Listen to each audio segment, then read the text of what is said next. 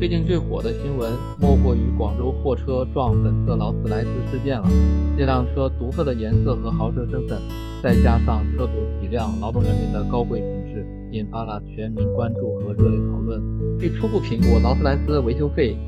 或超百万，远远超过普通人所能承受上限。这辆车为何这么贵？劳斯莱斯背后的利润如何？其实劳斯莱斯不仅仅是靠车体赚钱的，它更聪明地通过限量定制和个性化服务，把奢华这个标签做到了极致。每一辆劳斯莱斯其实几乎都是量体裁衣，而它的售价与利润直接成正比。今天呢，我们就来聊聊劳斯莱斯的豪车生意，看它是如何赚得盆满钵满的。劳斯莱斯的2023年总营收达到了45亿美元，比2022年增长了15%。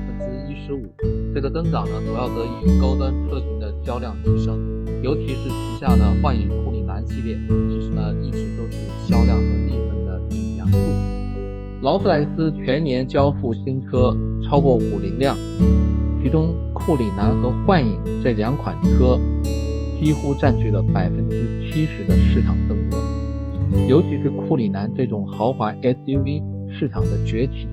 让它的销量在2023年暴增。在2023年，劳斯莱斯的净利润为 9.8 亿美元，利润率接近 22%。 这一利润率在整个汽车行业中处于极高水平，尤其是在高端市场中，劳斯莱斯的利润弹性几乎没有任何对手。虽然销售额和利润一路上涨，但劳斯莱斯在2023年的研发支出也达到了 1.5 亿美元，主要用于电动化和自动驾驶技术的研发。这也说明，虽然是豪华车市场的领头羊，劳斯莱斯依然在不断投入创新，以保持竞争力。每一辆劳斯莱斯几乎都可以根据客户需求量身定制，个性化选项的附加费用往往占到总价的 30%甚至更高。例如定制车内真皮、手工雕刻的木材以及外观的特殊颜色，都是增加利润的重要手段。劳斯莱斯作为奢华的代名词，它的每一辆车在全球范围内都有着强大的品牌溢价效应，即使是撞车事件这样的负面新闻，也不会影响它的高端形象。